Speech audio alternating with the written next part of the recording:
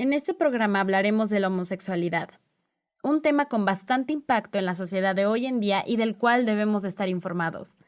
En este capítulo abordaremos el tema desde el lado científico, demostrando que la homofobia es una clara evidencia de la desinformación e ignorancia. También resolveremos preguntas típicas como la de ¿nacen o se hacen? Bienvenido y bienvenida a un nuevo capítulo de Eudemonia.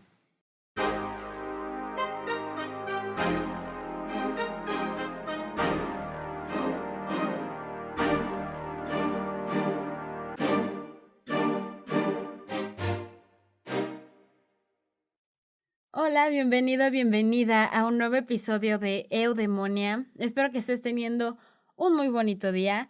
Yo estoy muy emocionada de estar nuevamente hablando sobre un tema que me apasiona y es sobre la homosexualidad. Me gusta porque lamentablemente siento que es un tema del cual estamos muy poco informados. Y es por esto que hay tanta discriminación hacia la comunidad LGBTI. Por eso estoy emocionada, porque sé que la información que voy a compartirte puede hacerte cambiar de perspectiva y puede cambiar mucho esta situación de odio. Entonces, quiero empezar por una de las teorías que más fuerza ha acumulado los últimos años, y es una teoría que relaciona la homosexualidad con las hormonas. Las hormonas desarrolladas durante la etapa embrionaria y que está muy ligada a la cantidad de testosterona. Por lo tanto, unos niveles bajos de testosterona en los fetos masculinos y unos niveles altos de testosterona en los fetos femeninos podrían indicar la diferencia en el comportamiento de los homosexuales. Todos tenemos cierta cantidad de testosterona. Simplemente y con los fetos masculinos no hay tanta y con el de las mujeres hay mucho. Y esto produce a una persona homosexual. Pero tampoco podemos aferrarnos a esa teoría, porque es cierto que también influyen muchos aspectos genéticos, ambientales, entre otros. Simplemente es una teoría que ha acumulado mucha fuerza y muchas evidencias en los últimos años. Yo, por ejemplo, la persona más femenina que he conocido en mi vida era transexual. O sea, se vestía increíble, súper femenina, caminaba en tacones increíble como una diosa y con tacones, no tacones así chiquitos o así, o sea, ni siquiera tenían la parte de atrás como la aguja, no tenían eso y eran gigantescos, eran tacones tipo Lady Gaga y caminaba como diosa y empoderada y no, hombre, de verdad, sabía un chorro de maquillaje, sabía un buen de cosas, sus gestos, todo. Era, sí, lo más femenino que mis ojos han visto. Y la verdad es que veo que realmente no sabemos mucho del tema. Y por eso vengo a compartirles esto. El que genéticamente seas mujer, o sea, a lo que voy es de que tengas 2 cromosomas X, no determina nada, ¿ok? Las mujeres tenemos un cromosoma X y otro X, o sea, 2X. Mientras que los hombres tienen un X y otro Y. Entonces, si aparece el cromosoma Y en un embrión, esto indica que va a aparecer un pene y testículos. Y con los testículos aparece la testosterona. Pero hay ocasiones en donde estas raciones de testosterona no serán suficientes. El cromosoma Y solo determina si somos machos o hembras. Bueno, más bien dicho, pues hombres o mujeres, ¿no? El tener pene y ser genéticamente masculino no determina tu orientación sexual. Los cromosomas pueden activarse prenatalmente por las hormonas, así que realmente no nos dice mucho si tenemos 2 cromosomas X o uno X y otro Y. Si al final quienes activan esos cromosomas son las hormonas. Y hay casos muy escasos, pero donde son genéticamente hombres, o sea que tienen un cromosoma X y otro Y, pero simplemente no responden a las hormonas masculinas. Es decir, que si hay testosterona, si hay esas hormonas masculinas, pero no hay una respuesta o una activación de los cromosomas ante ellas. Entonces, cuando nacen, parecen mujeres. Sus genitales y su comportamiento parece de mujer. Y por fuera se ven como mujeres, pero durante la pubertad no les llega la menstruación. Esto se explica porque tienen un cromosoma Y. Y en realidad son como mujeres heterosexuales, pero tienen un cromosoma Y. Entonces, a lo que voy es de que, al final de cuentas, todos somos una mezcla, un tipo de mosaico de masculinidad y feminidad, porque realmente no hay nadie que sea el típico hombre o la típica mujer. No existe, ¿ok?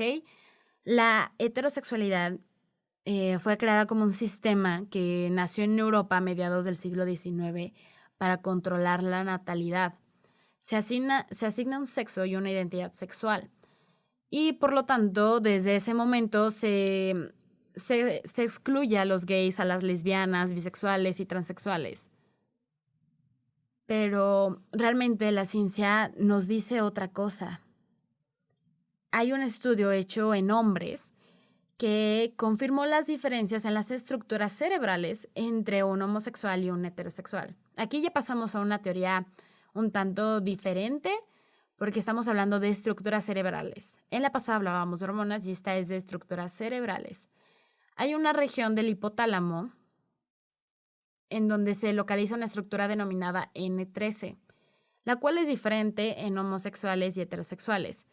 La región N13 en los hombres homosexuales era más pequeña que en la de los heterosexuales. Eso indica que era más o menos igual al tamaño de las mujeres heterosexuales. Entonces, quizá esta diferencia de estructura neuronal esté conectada con la atracción sexual.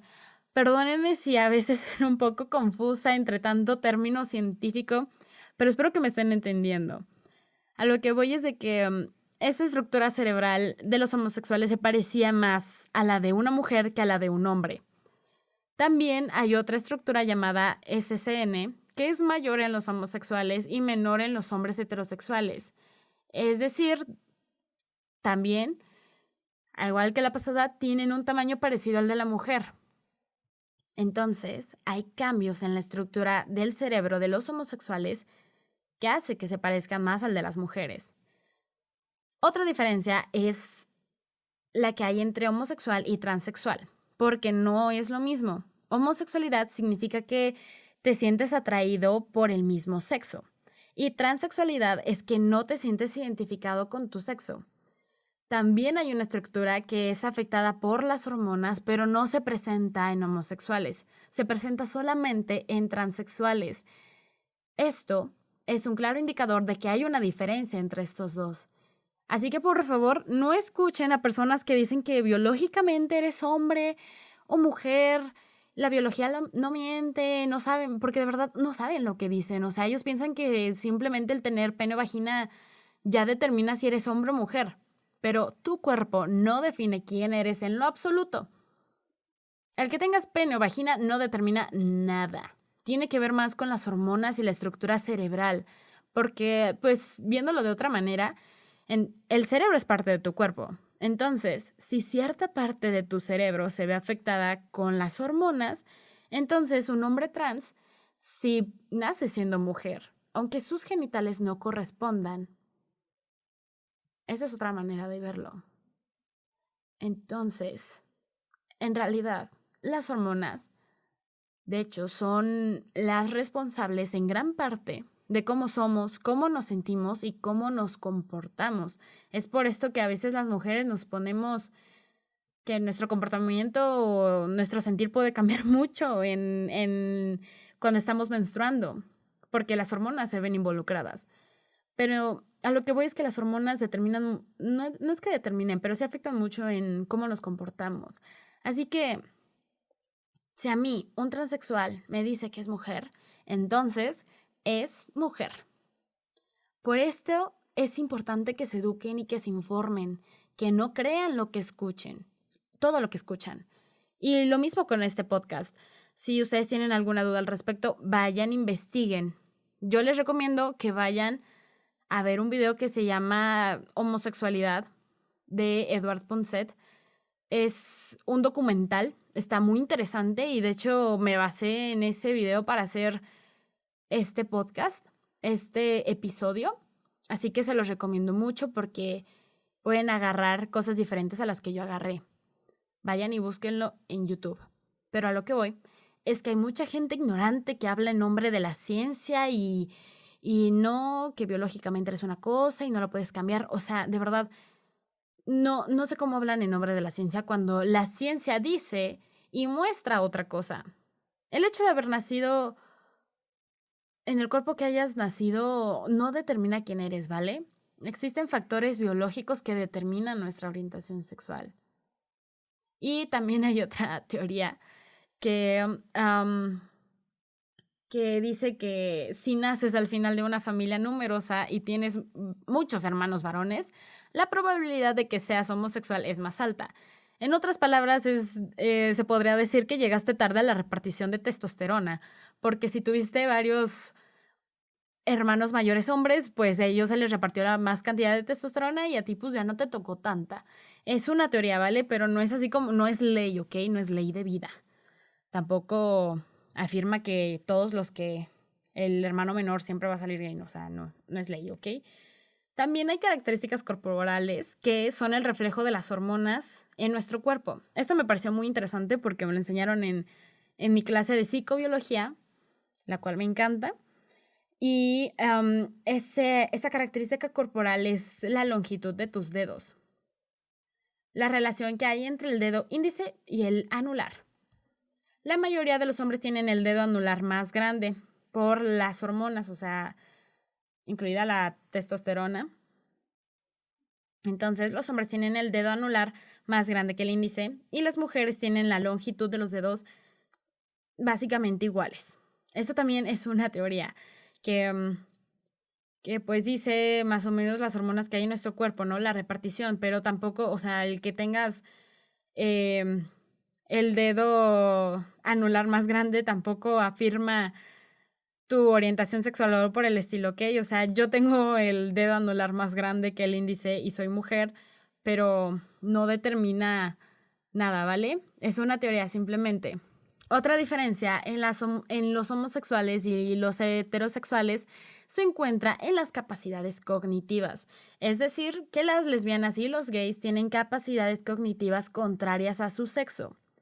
A los hombres por naturaleza les interesa más los objetos en movimiento y son buenos con la orientación espacial. Mientras que las mujeres nos atraen más lo sentimental y somos buenas con el lenguaje verbal. Es más, si a veces hablo demasiado rápido, una disculpa, me emociono mucho, ¿vale? Pero bueno, esta diferencia de capacidades cognitivas puede explicar por qué la mayoría de las mujeres nos gusta más de las películas románticas y por qué a los hombres les gustan los deportes. Porque no les gusta pedir direcciones, por ejemplo, cuando están perdidos, y también porque es más común que los hombres tartamuden. Hay pruebas que demuestran que algunos gays tienen una orientación espacial bastante básica y son excelentes con la fluidez verbal. Y a lo que voy con todo esto es de que algunas personas creen que todo se construye socialmente, incluso el género sexual, que las diferencias sexuales se encuentran en la sociedad, que la sociedad lo define todo, que es culpa todo de la sociedad, pero la realidad es que muchas diferencias sexuales vienen ya establecidas en el cerebro, ¿ok? Y el ambiente las refuerza. En realidad es un poco de las dos. Es en parte ambiente, en parte los genes. Entonces, realmente lo que hacen estas dos es que se refuerzan constantemente, pero una no determina por completo la otra, ni tu persona. Y bueno, si no me crees, hay un experimento que se hizo con changos, en donde así recién nacidos tomaron al macho y a la hembra por separados y a cada quien le pusieron una pelota y una muñeca de trapo. El chango se entretuvo más con la pelota y la changuita con la muñeca de trapo. Esto indica que pues ya viene por naturaleza. Las mujeres ya tenemos ese instinto maternal. Y bueno, si no lo crees suficiente, también se hizo un experimento con con bebés, o sea, seres humanos.